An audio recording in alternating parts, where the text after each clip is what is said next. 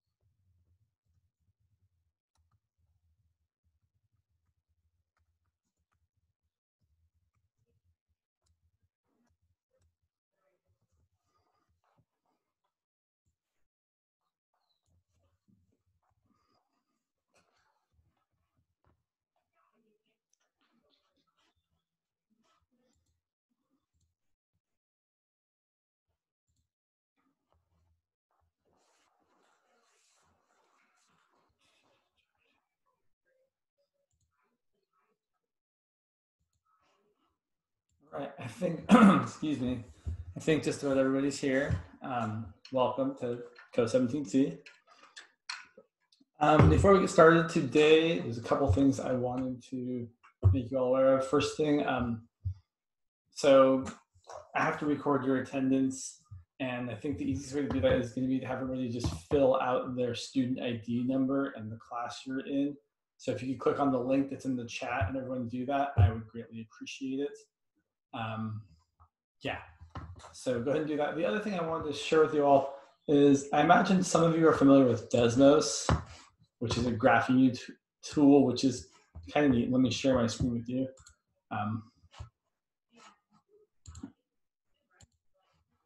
So if you look here, oh yeah, and please feel free to turn on your video. I like seeing you guys. Desmos is cool, right? You can graph stuff, whatever. You can graph parabolas, other things. But I was Googling around and I found someone wrote like some complicated graph stuff so you can kind of make a 3D graph. So here's the link to that if you want it. When I get back to the chat, I'll put it in the link.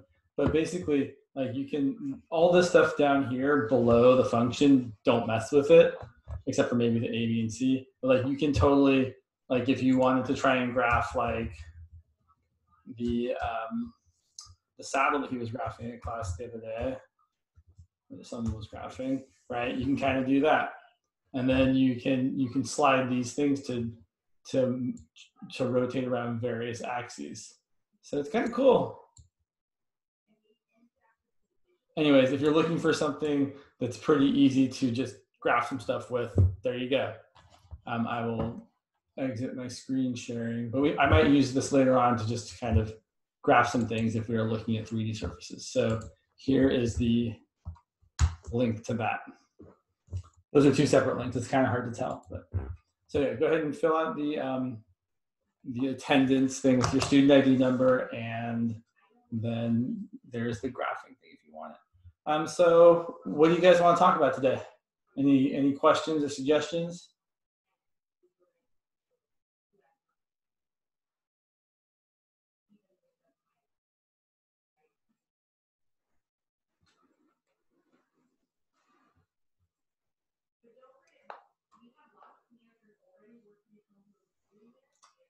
Limits, all right.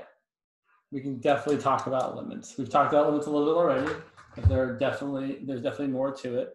In fact, I've got lots of examples out here already. So I also saw that, so it looks like, I think I was looking at the distribution of the class.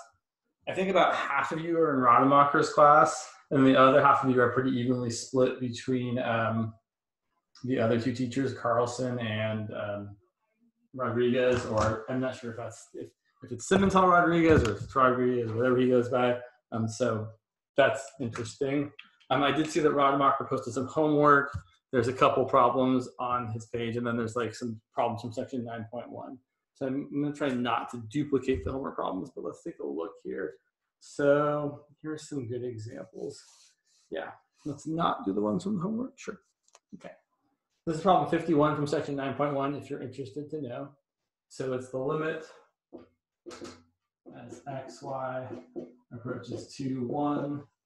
I'm going to make sure I've got your guys' volume on. Just the last class, I forgot to turn my volume on, so people were actually saying things, and then I was like, I don't hear you guys. On the volume of 4 minus xy over x squared plus 3y squared. And just like with kind of limits from before, if you can plug in the numbers and get an actual result, a real result, not 0 over 0 or something over 0, that's your answer. So in this case, you're just going to plug in 2 for x and 1 for y and get 4 minus 2 times 1 over 2 squared plus 3 times 1 squared. And then that's just whatever that number is. 2 on top, 4 plus 3, 7 on the bottom. That's our limit. There's really nothing more to it. However, let's look at this next one here. Sure. So let's look at the limit. Sorry, I'm gonna make sure.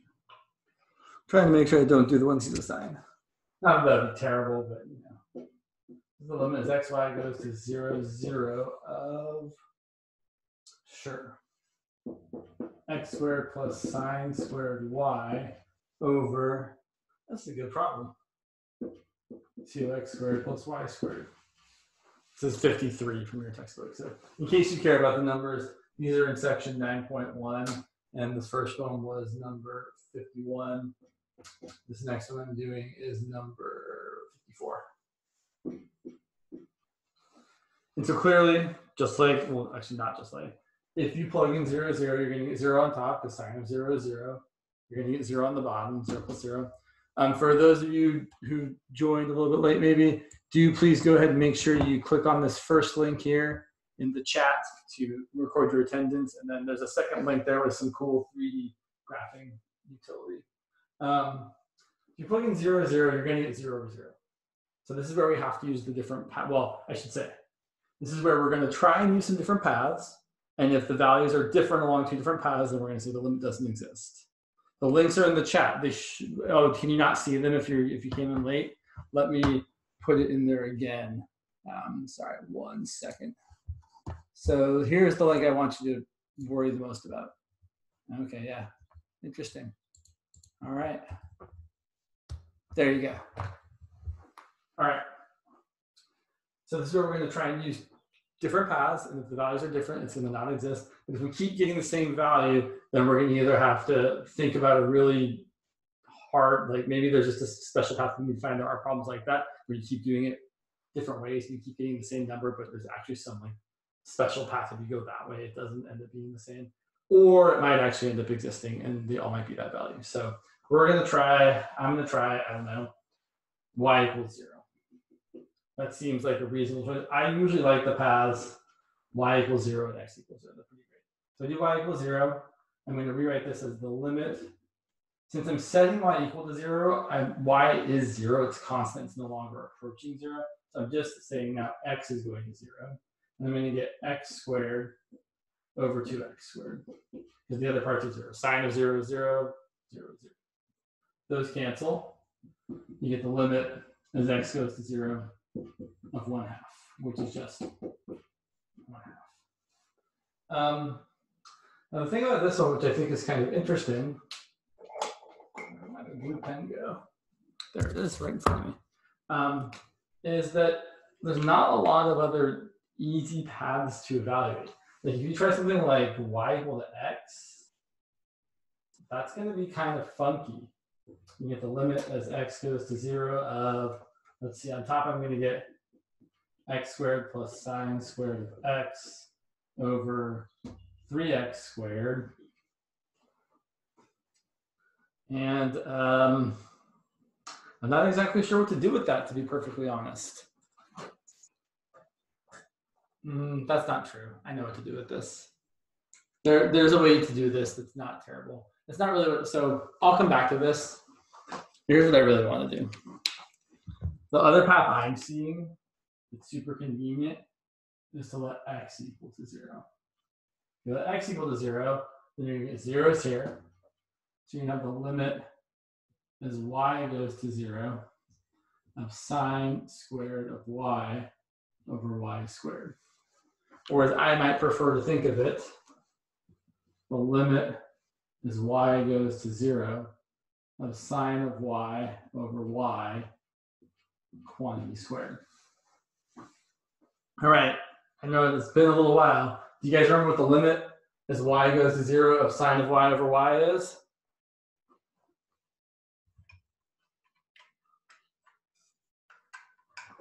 Yep, it's 1, Teresa. So this is equal to 1 squared, which is 1. That's not the same as 1/2. So this limit doesn't exist because we found the path where the two different paths where the values are different. We could have also done this one. This one would have been a little bit weirder.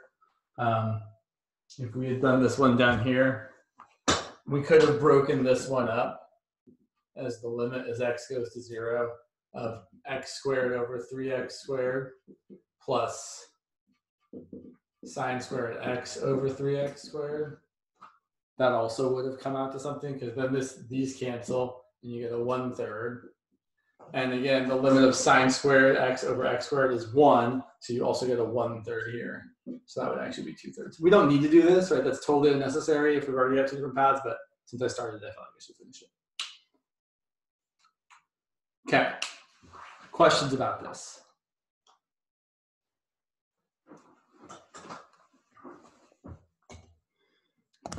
Starting to die. You guys are welcome to talk.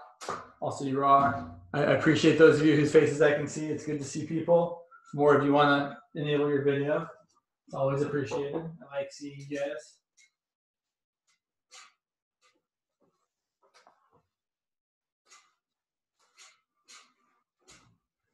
Now, I think that'd be kind of interesting. Yeah, all right. So let's look at, sure, how about this one? Limit as x, y goes to 0 to 0 of 6x cubed y over, what have I got here? 2x to the 4th plus y to the 4th.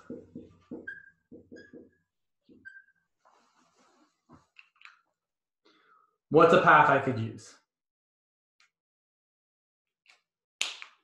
There's almost no wrong answer here.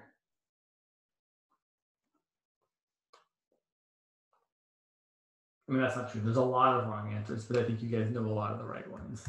Yeah, y equals x. That might not be where I started, but it's definitely a path we can use.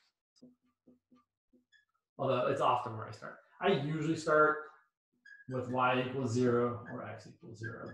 Sometimes they get left kind of overlooked, but these are really good ones to do. In either case, whichever one of these I pick, it's going to make the top 0.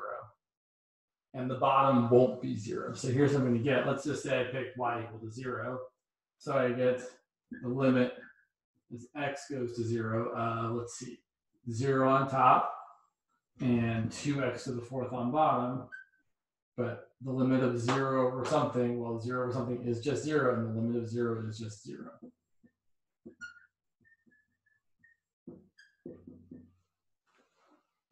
So especially when you can see the numerator is going to be 0 and the denominator won't go away when you plug in 0 for x or y, that's a good time to notate that.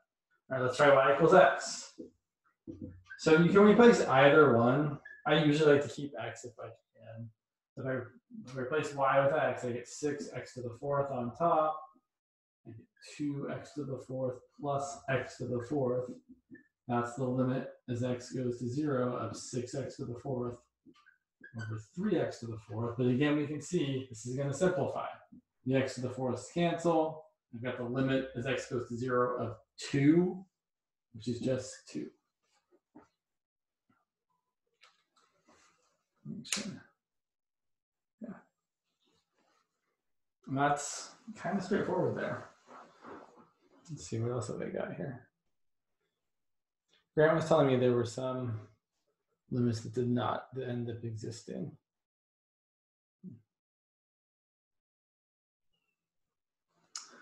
Sure.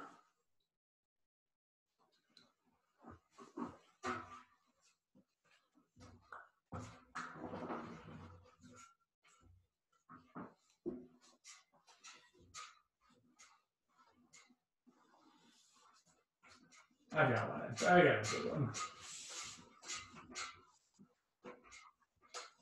So I should point out though, the real kind of the thing to take away from these limits is a lot of them are going to not exist, and a lot of them it's just going to be you're going to have to keep trying things until you get different values from different paths. Oh, sorry. Okay. So let's look at where this example will go here. Yeah. So let's look at probably the one I wanted. Sorry.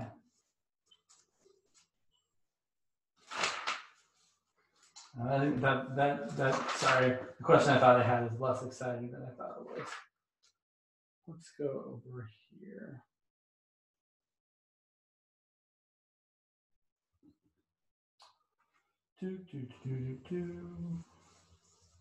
Sorry, I thought I had this great example set up and it disappeared from me.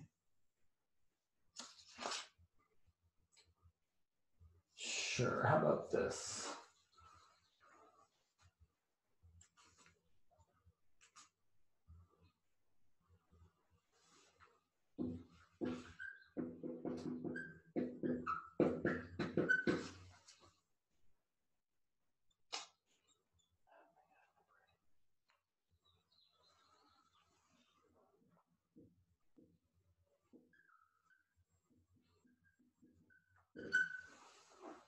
In fact, why don't you guys try that one? Yeah, sorry, the previous examples did not exist. I was failing to say that at the end, but yeah, if you get different values, then the limit does not exist. So each of those previous examples, the limit did not exist. Yeah, so go ahead and try this one. So try some different paths. Well, I'm not going to tell you, try whatever you want. Again, the path has to go through the point 0, 0. So you can try things like y equals 0, x equals 0, y equals x, y equals x squared. Right, all these things are good choices.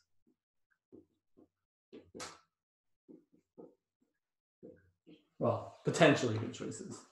So try some of those. Definitely, Cameron.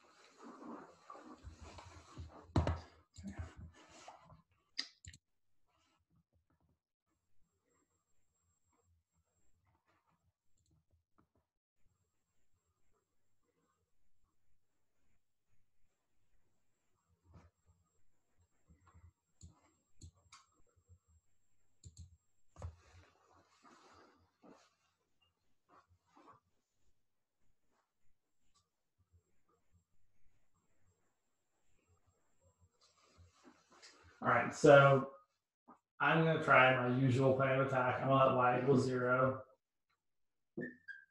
Limit as x goes to 0 of 0 over the square root of x squared. Again, 0 or something that's not 0. This is really important to make sure you're confident with this. This here is equal to 0. So then you're taking the limit of 0 and you're getting 0. And then I would probably try y equal to x. That seems like a pretty good choice. I'm going to get x squared on top over the square root of x squared plus x squared. So you have to do a little bit of simplifying here.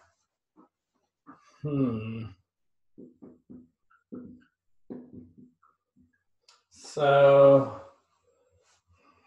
this is actually, this limit itself might not exist. So here, no, actually it does. Yeah, okay, sorry. So on top I've got x squared, on the bottom I've got the square root of 2x squared. Oh, actually, this one is, so y equals x might not be so helpful here, because let's see what happens. I could be wrong. I'm just not sure. So the limit as x goes to 0 of x squared over, I'm going to say x, although it's really the absolute value of x. And if I cancel an x here and an x here, at the limit as x goes to 0 of 0 over the square root of 2, which is 0. Okay, so we're not done, right? We don't know if it's 0. It could be 0, or it could be not existing. I might have accidentally given you one that existed without intending to. Has anyone found a path where you get a different value?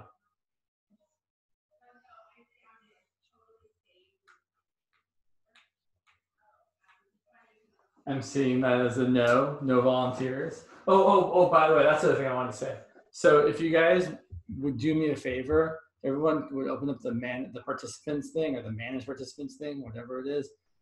If I ask you a yes or no question, you guys can respond with a yes or a no. I would appreciate that. It makes it easier for me to kind of see what's happening. So let me ask you again. Did anyone find a path that got you something other than 0? Yes or no? Okay, it looks like a lot of no's. Not surprised. That is on the previous problem, obviously. Great. So what does that mean? Well, where's my eraser? It's right there in front of me. Okay. Means I might have picked a problem where the limit exists. I assume someone tried x squared and got something similar.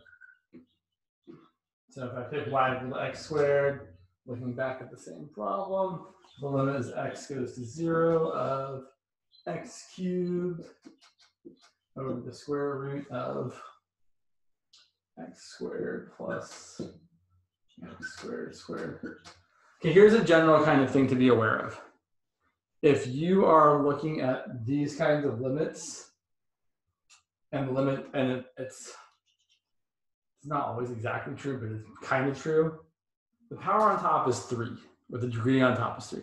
The power on top essentially is 2, because if you square root x to the 4th, you've got an x squared. So I'm thinking the highest power here is 3, the highest power here is 2.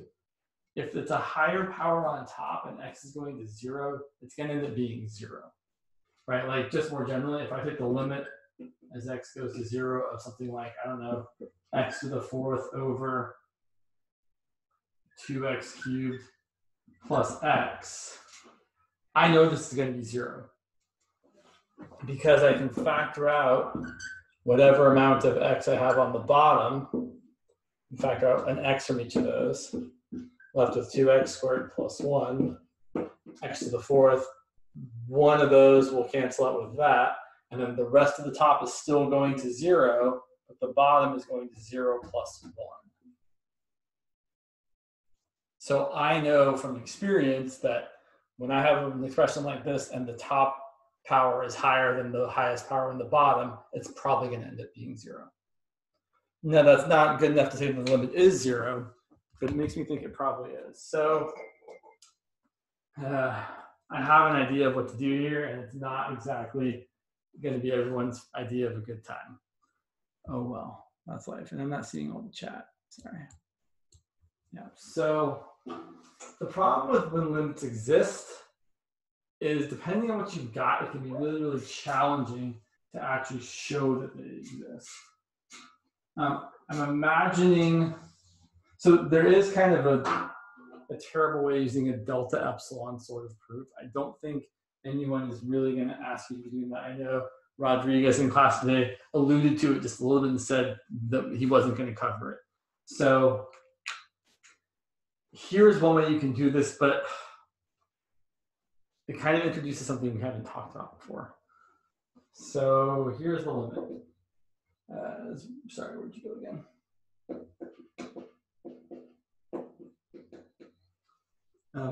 What I should really do before I keep going down this path is look in the back of the book and see if limit exists or not. So let me just check real quick before I start doing something too crazy here. Come on, back to the book. Pardon me out. Is there no what? Is there no back of the book? It's highly unfortunate. Yeah, there's not like an answer section. Oh, there we go. I found it. It's just hiding from me. Sorry, I know you guys like to just listen to me talk to myself. If you wanted to say words, you all could. Let's see, 9.1. This was problem 57. This one of the ones he assigned. Oh, this is one of the ones he assigned. Oh, well, I don't mind. It is 0. Okay, so it's good to know. It's good to know it exists. So how would I show this is equal to 0? Well, the way that I'm thinking is to use what's called polar coordinates. So let me take a poll, or yes or no. Have you heard of polar coordinates before? Seeing a yes, seeing a couple no's. Okay, so I'm going to give you a really fast rundown. So the idea of polar coordinates is that usually in the xy plane, we describe coordinates rectangularly using xy. We go over x, we go up y. So this point here has the coordinates x and y, where we've gone over x and up y. That's definitely not the only way we could describe this coordinate. We could also describe it as saying, I'm going to go up some angle, theta, and out some distance or radius, r. And so you can use polar coordinates instead to describe every point. For example, I could say the point, let's say it's the point, 4, 3 in the rectangular coordinates. But I can also say that this point is the point, well, usually we call it r, theta, where r is the length of this hypotenuse here, which is 5, right? Because if this is 4, this is 3, this is the 3, 4, 5 right triangle. So it would be 5, whatever this angle is, which I'm just going to say it's the inverse tangent of 3/4. It's probably like 37 degrees, I think. It's not the point, though. The point is, if you look at this triangle, there's a relationship between the polar coordinates and the rectangular coordinates. Specifically, if I look at sine of theta is opposite over hypotenuse. If I look at cosine of theta, it's equal to the adjacent over hypotenuse. I mean, you also probably know these relationships just from knowing trigonometry. Like if you ever looked at the unit circle, you actually kind of know about the polar coordinates. So I'm going to say that y is equal to r sine theta, and x is equal to r cosine theta. And so what I'm going to do is I'm going to take this limit, and I'm going to replace x and y with r cosine theta and r sine theta. I'm going to hope it works.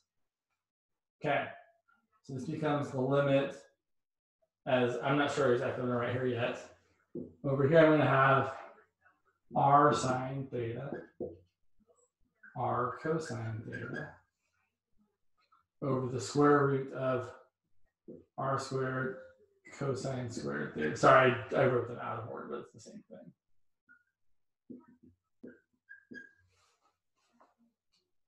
And then, I'm not sure exactly, so I know that I can say that r is going to 0 for sure.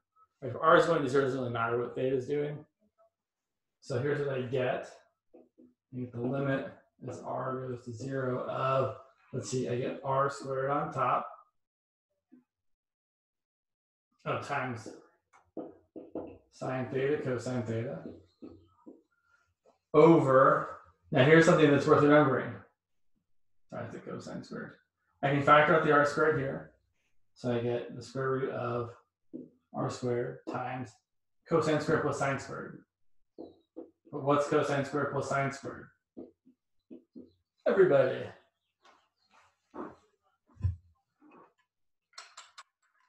Exactly, 1. So check this out.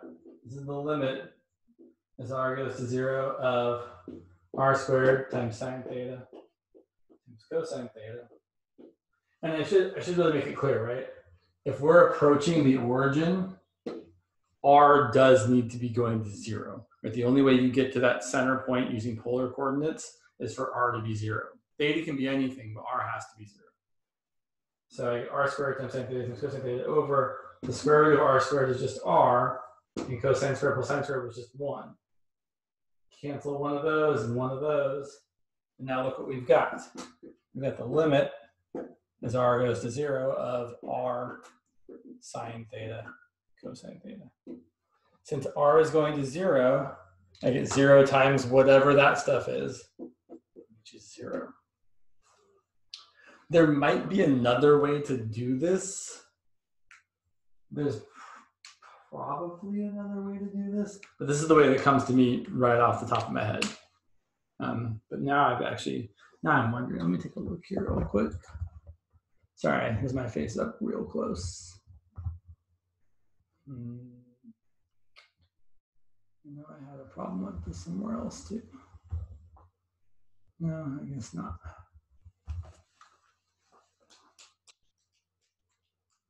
Yeah, so the longer answer is, if the limit exists, it's usually a giant pain, or it's kind of one of two things. It's either really straightforward because something's going to factor and cancel, or it's a giant pain.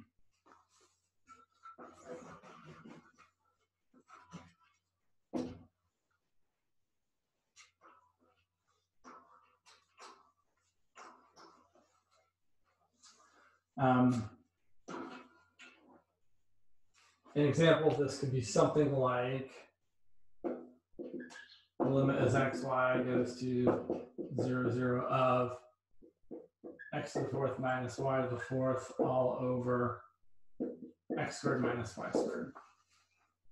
That's too obvious. X minus y. And if you got too caught up thinking about just trying to do different paths, you might spend a lot of time working on this problem getting nowhere. So you could try y equal to 0. You get the limit as x goes to 0 of x to the 4th over x, which is just the limit as x goes to 0 of x cubed, which is 0. And then you could try a lot of other things, which are all going to end up being 0. Right? You could try, I don't know, let's get crazy. Let's say let's do something with x. Let's say x equals y squared. So replacing every x with y squared, and the limit as y goes to 0. Let's see, y squared to the 4th is y to the 8th minus y to the 4th over y squared minus y. And we know, because of something I said earlier, right? If you've got a variable going to 0 and the highest power on top is bigger than the highest power on the bottom, that whole thing is going to go to 0.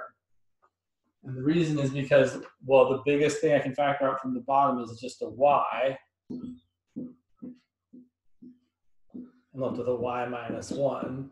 I factor out a y from the top, I'm left with y to the 7th minus y to the 3rd. Those cancel. On top, I get 0. On the bottom, I don't get 0. So the whole thing is 0. And we can keep trying different paths, but we would keep getting 0 because the thing here is that this expression is really easy to evaluate if we just remember the factor. Is equal to the limit as xy goes to 0, 0. I can factor the top as x squared minus y squared times x squared plus y squared. And then I can even factor the top further. X squared minus y squared factors as x minus y times x plus y. And on the bottom, we've got that x minus y. Those end up canceling. And then we can plug in zeros for the rest of the things and get 0 plus 0 times 0 plus 0, which, hey, I think that's 0.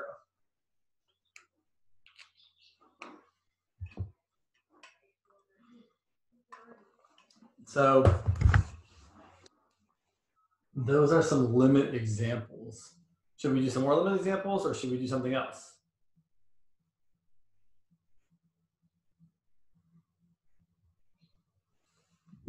James? Yeah. In the textbook, there was an example that involves using the squeeze theorem. Can I? Oh, sure, yeah. Yeah. Where in the textbook is that? I don't remember the page. I'm just gonna grab my textbook real quick. That's fine. I mean, now that you say it, I think I see one.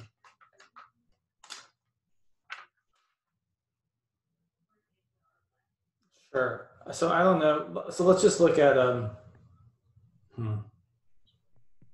squeeze theorem. No, actually, yeah. Go ahead. See if you can find it.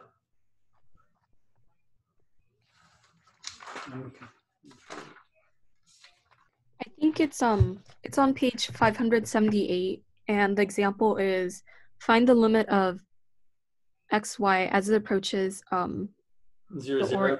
0, 0 of 3x squared of y over x squared plus y squared. If it the thing about this is it makes me think the other one that we just showed existed maybe could have been done in a similar way.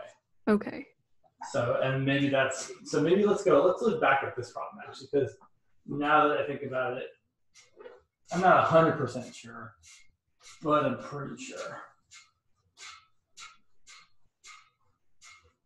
Let me look at what I did here. Yeah.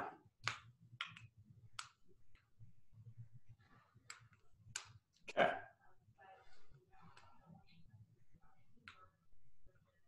All right. So here's what we can say. Yeah. Yeah, we can do this. Oh, okay. Yeah. So it's important. So actually, let's look at their example, and then maybe we'll come back to this example. Okay. So they're looking at this example. The limit is x, y goes to 0, 0 of, what do they got here? 3x squared y over x squared plus y squared. And here's what they say. They say they checked a lot of paths. They got 0 every time. So they're like, we have to try something else. And so they first say this. First, they note that x squared plus y squared is less than or equal to x squared, because y squared is always greater than or equal to 0. And they also say then, so then x squared divided by x squared plus y squared is going to be, I feel like I've written this wrong, right? That does not look right. Apologies. X squared plus y squared is bigger than or equal to x squared. Sorry. And then if we divide both sides by x squared plus y squared, x squared over x squared plus y squared is less than or equal to 1. So what we can say is the following. I'm really just looking along here, yeah. So we're going to say, okay, now, yeah. So we're looking at this expression here. Oh, they're doing this kind of stuff, sure. So why are they using an absolute value? Well, the reason they're using this absolute value is because we kind of want to say that this is less than something that's going to be small, but if we don't say it's also positive, then maybe it's just really, really super negative, whereas we're trying to get to go to 0. So if you can show the absolute value of something is getting really, really small, you're showing that the something is going to 0. So here's what we can do. We can write this the following way. We can write this as equal to x squared is always positive, x squared plus y squared is always positive. We can write this as 3x squared over x squared plus y squared times the absolute value of y. That's what they're doing in the book, because we know that all of this part is already positive regardless if x or y is positive or negative, right? Again, we could be coming at 0, 0 from any of the 4 quadrants. So x or y could be positive or negative. So we know that all of this has to be positive. And then we're saying, well, y can be positive or negative, so we're kind of trying to limit that. And then, oh yeah, okay, cool, sure. So here's what we're saying. Sorry, I've gotten a little off track here. I kind of lost the squeeze there part of it. So what we're trying to say is that this thing here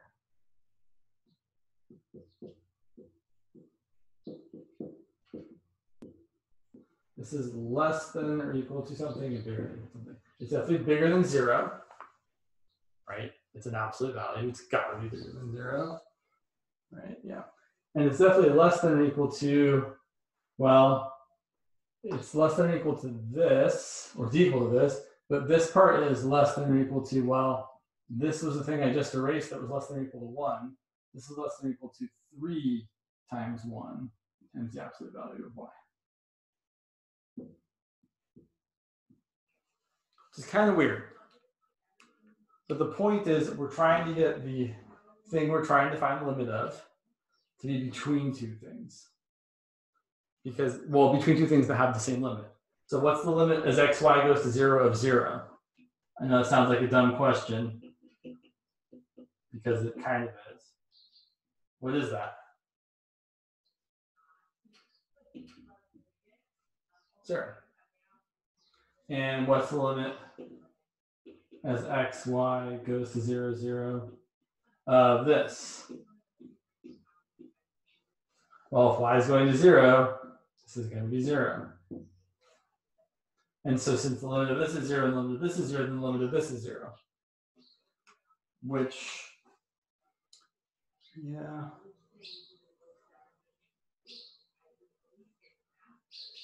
Okay. I feel like that's still a tiny bit of a cop-out, so I'm going to say a tiny bit more.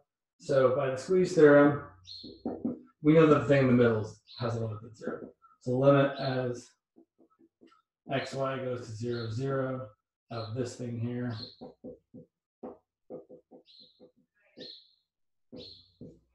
equals 0. And here's kind of the follow-up statement I feel like I have to say.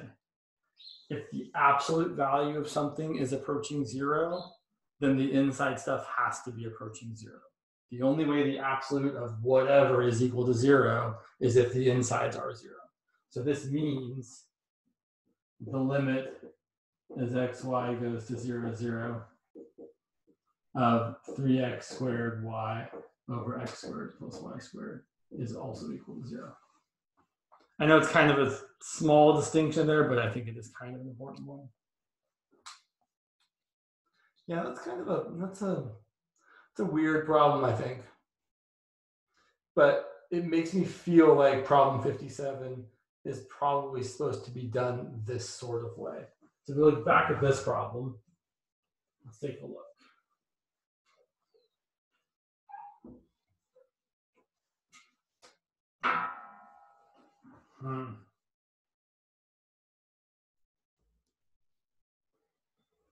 Yeah, I don't know. I'm a little, I want to say something like, well, okay. So I think we can kind of get there the same way, actually. I can say this.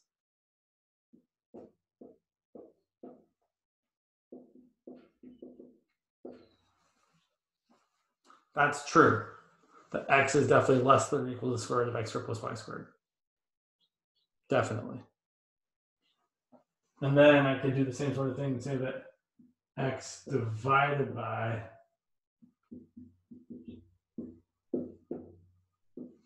square root of x squared plus y squared is less than or equal to 1. And then you can say, all right, well, I'm going to erase some of this over here.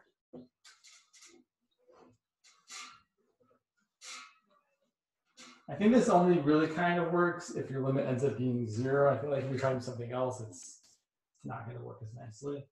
So I'm going to say, well, the absolute value of x, y over the square root of x squared. Oh, I think this one is going to be a little bit different. I'm going to do it this way. I'm going to do it. It makes more sense to me.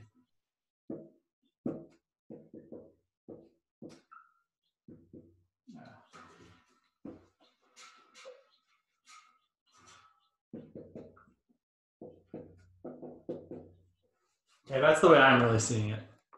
So I see that this is definitely less than or equal to 1. It's also bigger than or equal to negative. Yeah. Because x is bigger than or equal to the negative of the square root of x squared plus y squared. I guess what I could have really said is that the absolute value of x is less than or equal to the square root of x squared plus y squared, if you really want to do it that way. I don't. I want to do it this way. So here's what I've got. I've got my thing here between y and negative y. And that's good, right? This is definitely between 1 and negative 1. I mean, you could pick some values if you're really not convinced. You could say that x is equal to either positive or negative 3, and y is equal to 4. Then the top is plus or minus 3. The denominator is the square root of 25, which is 5. And that's definitely between 1 and negative 1, regardless if it's 3/5 or negative 3/5. So that helps me see a little bit better. Oh yeah, that really is between where I thought it was. So then I think we're pretty much done, because what's the limit as xy goes to 0, 0 of negative y? Everybody.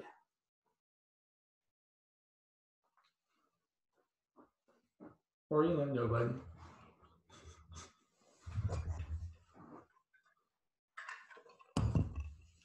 Where's y going to? So what's happening to negative y? It's going to be 0. Yeah. What about the limit as x comma y goes to 0, 0 of positive y? Oh, it's also 0. So by the squeeze theorem, the thing in the middle has the same limit. So this is probably how you really want to do that problem if you're in Rademacher's class. Am I saying his name right? Is it Rademacher? You guys will tell me if it's different. So then we would say by the squeeze theorem, the limit as xy goes to 0, 0 of xy over the square root of x squared plus y squared is equal to 0. Yeah, that's probably how they really want you to get that one done. I feel like there was something else I wanted to mention here. Oh, yeah.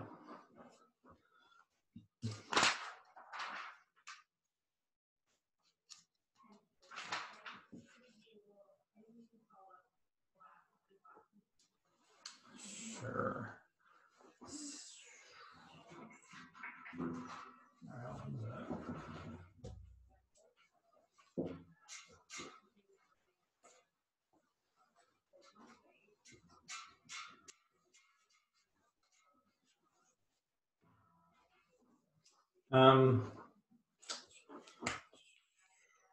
I just wanted to mention something about, where'd it go? Domain kind of stuff. So, oh, actually, sorry, I wanted to back up a sec. Just as an aside, right? So that previous problem, if I have the limit as xy goes to 1, 1, then it's just super easy. Right, so make sure you don't get super caught up in thinking it's always going to be 0 over 0. Some of these are just going to be, you plug it in, you get an answer. This one's going to be 1 times 1 over the square root of 2. So just make sure you're paying attention and you're not always assuming it's a 0 over 0 problem. A lot of the time, most of the time it will be, some of the times it won't. So just for those of you that came in a little bit late and didn't maybe see the link that I posted, here it is again. And I'm going to share my screen with you for a minute. So I just was telling everybody, I kind of found what I think is and then I should back up a little bit. You guys aren't going to be doing a ton of 3D graphing in this class. Like, it's definitely something we're going to talk about a little bit at the beginning, but we're going to move on to other things pretty quickly. But if you are trying to kind of visualize a 3D graph, here is a link to something that someone made in Desmos, and you can manipulate the function here so you can do something crazy. In fact, why don't we graph that? let's do xy divided by x squared plus y squared. We might have x, not x sub 2, you dummy. X squared plus y squared to the parentheses to the 0.5 power. Looks pretty cool. And then if you mess with these three things here, you can rotate it around. But if you look at this, you can actually kind of see, oh yeah, it definitely looks like the limit exists there, right? There isn't some weird like jumpy thing that's happening that a lot of other graphs. Oh, that's not helpful. Sorry, let's do this. Yeah, cool. Sorry, I think this is just super neat to play with personally. But if we did look at one of the ones that didn't exist, like for example, I know we're out of time here. Yeah, let's look at, say, y to the fourth over x to the fourth plus 3y to the fourth.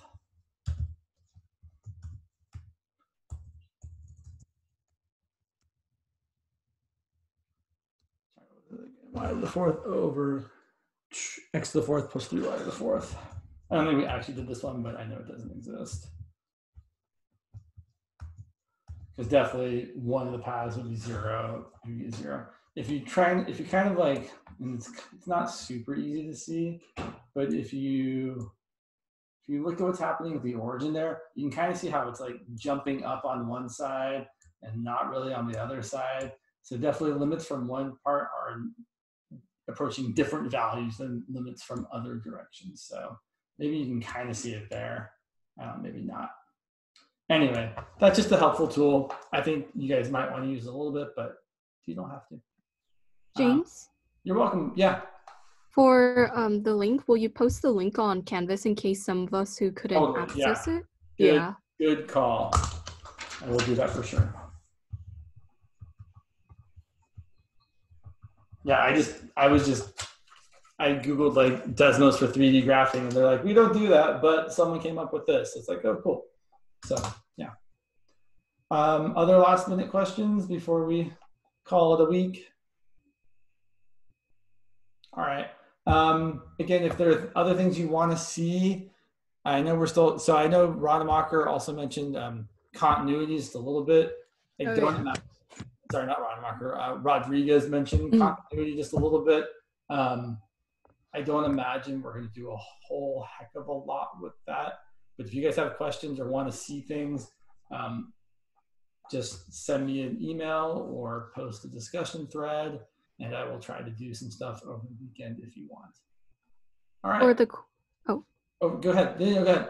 The quiz for your class, it's it should be under files and uploaded already, or so the quiz. So right now there's just a pretend quiz there. So if you click on the file, it'll show you like something. I think I wrote something about eigenvalues.